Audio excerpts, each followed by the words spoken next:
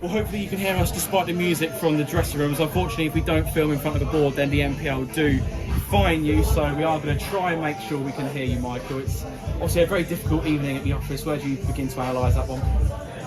Yeah, difficult night. You've got to be realistic here and realise that a team that finished probably above Anstey this season will probably win the league.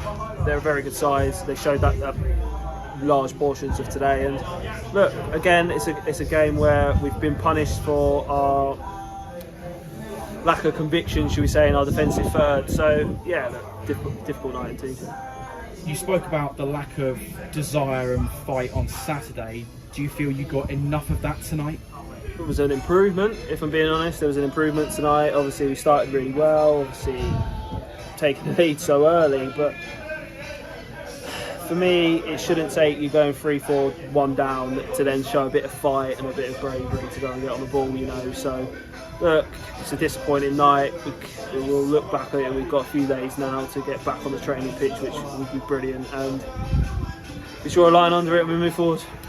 You went to a back four in the second half, played a 4-3-3. What was the thinking behind that switch? For us, we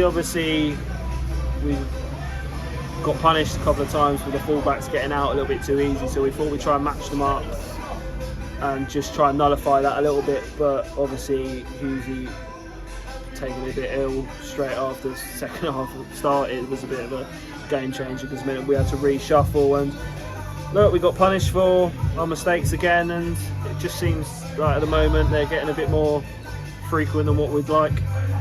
Ryan Hughes and Tariq Dallas both came off during the second half, or Tariq came off at half time, Ryan Hughes a little bit later. How are they at the moment? Yeah, Tees was tactical. Like I said, we wanted to get that back four out, and for him it just was the right call, I think, at the time. And Hughesy obviously took a knock in the corner, and we were unaware that it was his head, and then found out when the lads thrown up on the pitch just before the second half started. So yeah, it's frustrating, definitely, but look, we'll nurse the health, and if I have to bring the boots back out, Joe, I might have to now at this point. So yeah, look, we've got a few days, haven't we, to recover, repair, and just, like I said, put a plan for Monday. In terms of the goals that were conceded, I'm sure as a manager you always look at goals and see where you can stop them at source, but do you feel that any of the goals were preventable, or just that Anstey's quality was just too good tonight? The first three were definitely preventable, in my opinion. You know, I think it's a straight ball over the back five and across and a goal. Penalty, the second one is just, it's going into Teg's hands, there's no need, it's just lazy defending from us. And then the third, look, I could sit here and I could go, Teg's has got to do better, but look, he's been absolutely immense for us since he came in last season, and it's his first mistake since. So look, it's difficult, because when things are going against you, they really feel like they're going against you, and the last week we've definitely felt that at the moment. And certainly the man of the goals over this last week, we've had conversations about those. As a defender yourself, you'll know more than anyone that they need to be put right. How do you go about restoring that defensive solidity that we had previously? Let's just get back on the pitch, on the training pitch, Joe. You know, we're going to get 2 training sessions in now before Monday.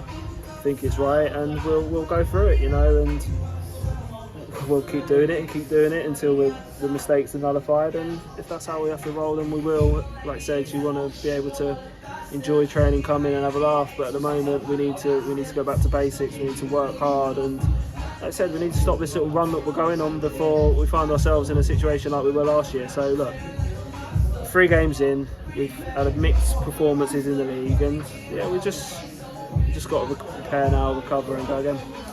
You've got Saturday off now ahead of that bank holiday game against Loughborough Students. How do you plan to use that time?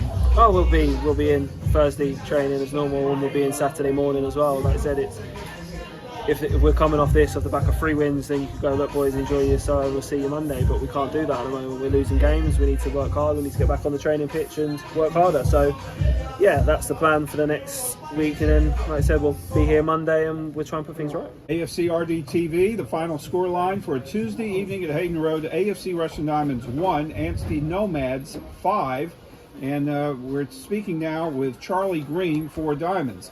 Well, Charlie, we saw a lot of goals tonight, but unfortunately all of them except one for the Nomads.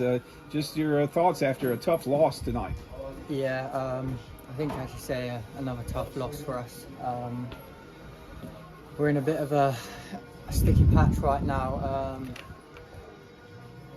Funky funk, huh? Yeah, it's not a nice feeling right now in the changing room. As I say, we're in a tough patch, on a tough run, but all we can do is get back to the training pitch, work hard on Thursday, and we've got a little bit of a rest now. It's been quite a tough start to the season. Games have been coming thick and fast, but got a little bit of a rest now till Monday, bank holiday game, so hopefully we can work hard Thursday and put the work in and try and turn this little run around that we're in at the moment. Oh, definitely. You'll have training on Thursday, Yep. possibly also Saturday? Yeah, or? I think so. I think it'll be beneficial considering recent results. So we'll put the work in Thursday, Saturday, and hopefully start a little turnaround on bank holiday Monday. Despite that, Diamonds tonight got off to a dream start. It was a stone-cold penalty there, and only like 30 seconds into the game, and Jamal Adams stepped up to the plate and was spot on the PK in only the 3rd minute, and there you go. Diamonds are leading 1-0. Yeah, I know. It's one of them things in football where sometimes something like that almost happens a little bit too early in the game for us. I think it kind of kicked them into gear a little bit. They started moving the ball pretty nicely. And like I say, if that had happened a bit later in the game, sort of 0-0 after 70 minutes or something, and then we nick that penalty, it's a different game. But yeah, I mean, they were the better team on the night, really. I can't. There's no doubt. There's no doubts about that. Whether we scored a penalty in the 1st minute or the 70th minute. So, but yeah, it's just one of those things. 10 minutes later, Nomads did equalize on the goal by Tomlin, and then it looked like we might get into halftime level at 1-1. But I thought it was a soft penalty given to Anstey Nomads, and in the 42nd minute, Brown was good on the penalty kick. And lo and behold, they're now in the lead, 2-1 at halftime. So what did Michael Harriman have to say to the players at halftime? Yes, it's a little bit unfortunate conceding that goal just before halftime. When you're at 1-1 in a game like this, you're looking to get into halftime at that 1-1 and come back out in the second half with a platform to build from.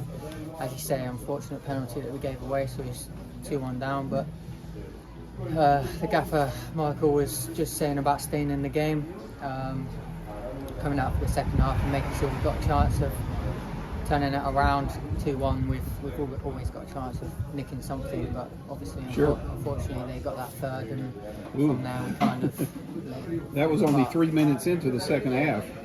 And Nomads definitely in the second half were clinical, professional, ruthless, all the other adjectives you want to throw in. And like you said, Charlie, they're a very good team. They might even really push for promotion again this season. Yep. I mean, I don't think anyone would be surprised if they're right up there again. I mean, them adjectives are exactly what they were tonight, but I think they're adjectives that we should be looking to describe ourselves with. Like I say, unfortunately, we're not at them levels right now. We're in a rough patch, but hopefully we can get to some standards where they're the adjectives that team people are using about us and not the opposition. Well, definitely, it's still early days, and despite the results of the last 2 games for Diamonds, we hope you're happy being with the AFC Rushden Diamonds this season. You're one of the new players. How did it come about that you joined Diamonds? Yeah, definitely. I mean, like you say, not the easiest of starts result-wise, but I've definitely felt welcomed being here. We had a pretty good pre-season, to be honest. And yeah, obviously Dan Porter, the assistant, came in quite earlier in the summer, and it sort of stemmed from there really. I know him pretty well from playing with him, and also... Is that at Bugbrook? Yeah, I used to play with him at Bugbrook and then played under him as the manager at Hackleton last year, who I'm sure everyone's aware of, so kind of all stemmed from there really. Nothing bad to say about my previous club, Wellingborough Town. Had a great couple of years there, but I felt that it'd be a good move for you here with Dan, who I've got a great relationship with, and a few of the other players who joined over the summer and were already here. So yeah, I definitely feel welcomed. I feel like we've got a good changing room in here, and we've definitely got the players to turn this around, but we just need a little something to kickstart that turnaround. Right. Well, hopefully you'll have good training on Thursday, maybe even Saturday as well, and Yeah. we'll be back at it on Monday against Loughborough students. The Scholars, I hear they're a smart team. Oh, sorry, I had to drop that one in on you, but what's the thought process? Just back to the drawing board, I suppose. A little bit, I think so, yeah. I think it'll be another good side, another good footballing side, but right now I feel like we've got to focus on ourselves, focus on what we need to improve and what we can do better in games to affect the games better. Make a stamp, put our own stamp on games rather than worrying about the opposition, and then hopefully kick on from there. Well, very good. Thanks for your time, Charlie. Cheers. I don't need love.